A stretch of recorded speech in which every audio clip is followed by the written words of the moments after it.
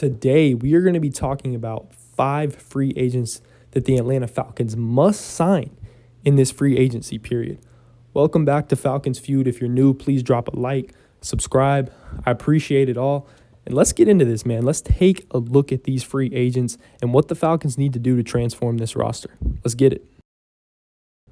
The first player we're going to be taking a look at is linebacker Jamien Sherwood from the New York Jets. Probably my favorite top target for the Falcons. And really, that's pretty much a lot of Falcons fans' top target. Not in the minority here. And that's just because he's so good, man. He's so good. When you turn on the tape, when you turn into a Jets game, you see number 44 flying everywhere. Sideline to sideline, the guy just makes plays, right? Led the league in solo tackles this year. Won the team MVP, voted on by his Jets teammates this year. Just a great player, man. I mean, when you look at him, you know, he's a former safety that converted to linebacker. So, you know, you see that athleticism that is constantly on display. He's got natural ability and coverage. You can see those natural skills just correlate and just really just stand out as a linebacker. So he's phenomenal in coverage. And, you know, he is on the lighter side for a linebacker because he did transform from safety to linebacker. But he's so physical, man. You know, he takes on blocks with a lot of physicality, sticks his nose in plays, which you have to do as a linebacker, and he does that really well. So there's really no worry from me about that. And, you know, again, man, it really makes me want that for the Falcons because Caden Ellis, you know, great player, right? He's shown ability in coverage at times, but that's not really his forte. Troy Anderson, you know, you don't know how much you can rely on him because he is constantly hurt. So adding Jamien Sherwood would be huge for this team. And then the obvious ties to him, right? Jeff Ulbrich, the new defensive coordinator, right? Interim head coach, defensive coordinator for the last few years with the Jets. Not only that, Mike Ruttenberg was the linebacker coach there for a few years. So Sherwood's been with him pretty much his whole career. I think his whole career. So, you know, there's definitely a connection there. He will be getting a good little contract. He's expected to get anywhere from $12 to $15 million per year. You know, but if the Falcons truly do want him, I think they have a good shot of landing him because, you know, Sherwood has the connections. It's a little closer to home for him too. So, you know, maybe he would accept the deal that, you know, maybe is a little less. And even I think the Falcons could do something if they wanted to go in that $15 million per year range. But this is my top target for the Falcons, and I think this is a move that would absolutely be a standout and a big piece to making this defense transform into what you want it to be. The next target we're taking a look at here is edge rusher Malcolm Koonce from the Las Vegas Raiders. Now, Koonce is my favorite personal edge rush target for the Falcons in free agency. He's going to have a strong market. A lot of teams are definitely going to be in on him. You know, super intriguing name. Standout 2023, racked up 8 sacks, 52 pressures.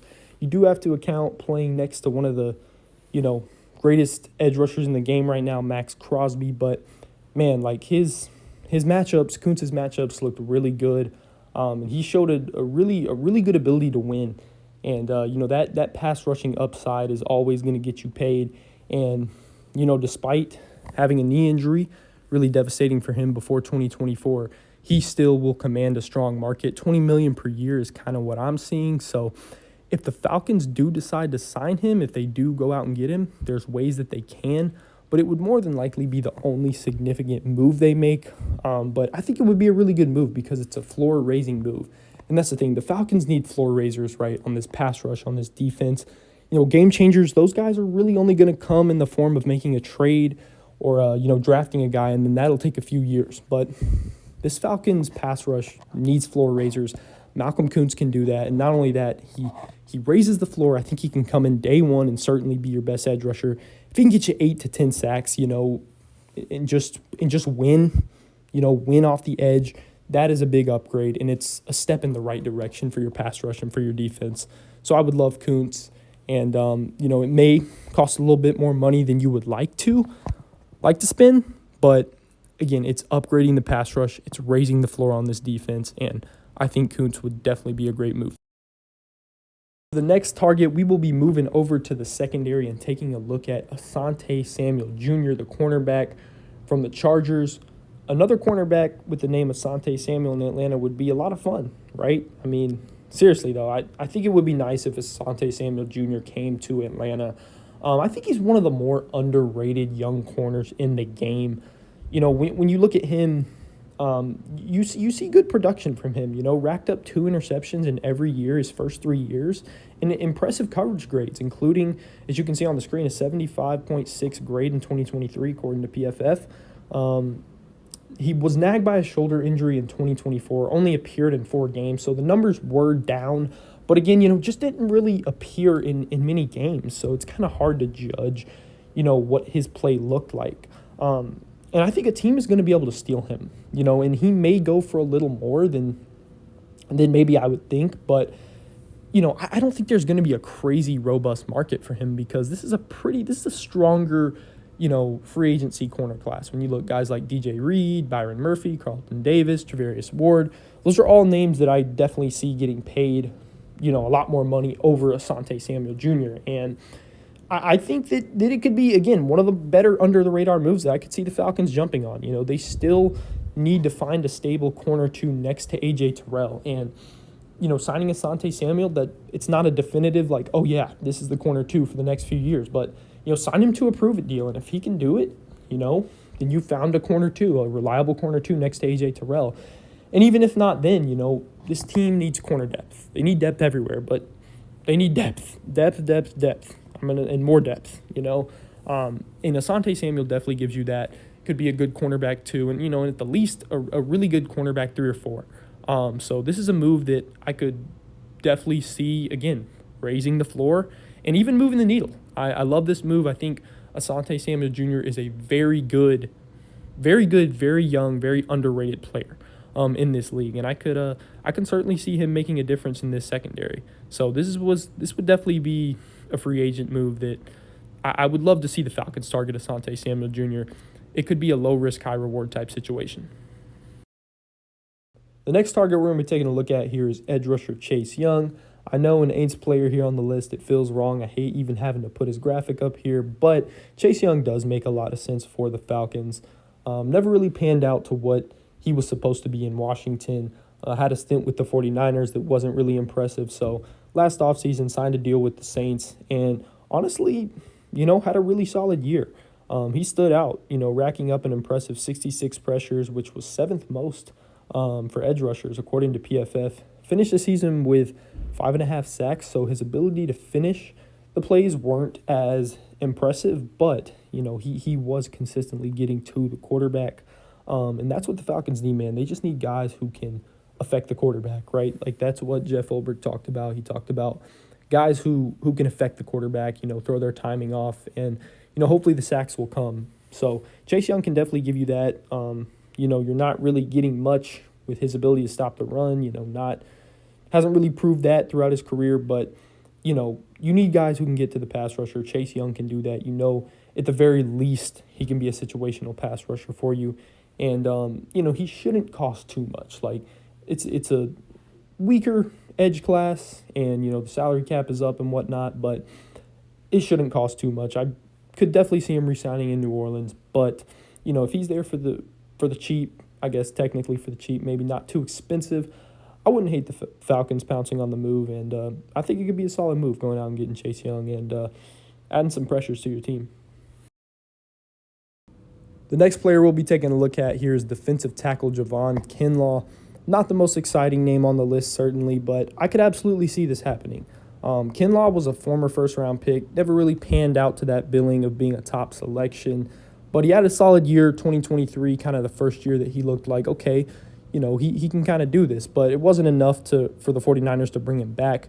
Jets took him in this year, and honestly, he had a really solid year, totaled 4.5 sacks, 30 pressures, along with a 68.2 pass rush grade, according to PFF.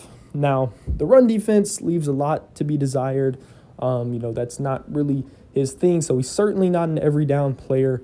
You're mostly bringing him in to be a pass rusher from the interior, but, he wins from there, man. He wins from there. Again, like I said, the 30 pressures, the 4.5 sacks, that's a good number, and currently the Falcons don't have any guys like that they can get after the pass rusher really anywhere, but especially along the interior. So I could definitely see this move being made. It shouldn't cost too much.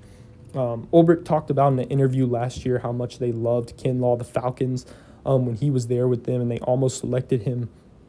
Actually, they might have selected him if he was there, even over A.J. Terrell. So there's definitely interest with him, with Ulbrich, and, Raheem Morris was on the staff at that time. So this is probably like if you told me bet on one happening on this list, I would probably say Kinlaw, even though it's not the biggest name. Again, it's a floor-raising move that I could definitely see this team making because, it helps the pass rush. So I could absolutely see this move happening, and I think it really would be a solid move to get Kinlaw in a Falcons uniform. Here's a list of some other guys that I could see the Falcons signing. Obviously, more than 5 that'll be on their radar. DJ Reed is a guy who he'll be one of the top free agents on the market, so probably too expensive for the Falcons, but he does have that connection with Jeff Ulbrich. Talanoa Hufanga, hard-hitting safety, plays a risky style of ball, but really good when healthy, so could see that happening. Dio Adangbo, really good pass rusher, good pressure rate, has sack production in the past, so I could definitely see that happening. Javarius Ward, could definitely see that move being made, a really good corner, probably gets more money, probably signs elsewhere, but could see it happening. Chuck Clark, another Jeff Ulbrich, New York connection. Same thing with Hassan Reddick, although I think he probably goes to maybe more of a contender, but we'll see about that. Sebastian Joseph Day was the nose tackle with the Rams on their Super Bowl run. Could definitely see a reunion with Raheem Morris. Michael Hoyt, same kind of thing, played as an edge rusher, outside linebacker. With the Rams, knows the scheme well. With Raheem Morris, could see that happening. Isaiah Oliver, do I even have to mention it? Been in Atlanta, familiar with Jeff Ulbrich. Could see that one happening, no doubt. And then Paulson Adebo. I'm a really big fan of Adebo. He's coming off of a broken femur, though, so can't imagine his market will be too strong, but has shown flashes to be a really good player when healthy, so that could be interesting. And, there's a list of some other guys I could see the Falcons signing. And that is going to wrap up today's video, man. Let me know what y'all are thinking about these free agent names. Do you agree with them? Do you disagree with them?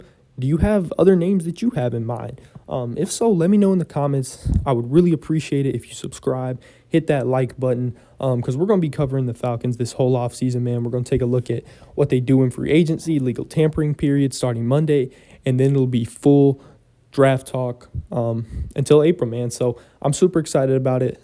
And thank you so much, guys, for tuning in. This is Falcons Feud. And as always, rise up.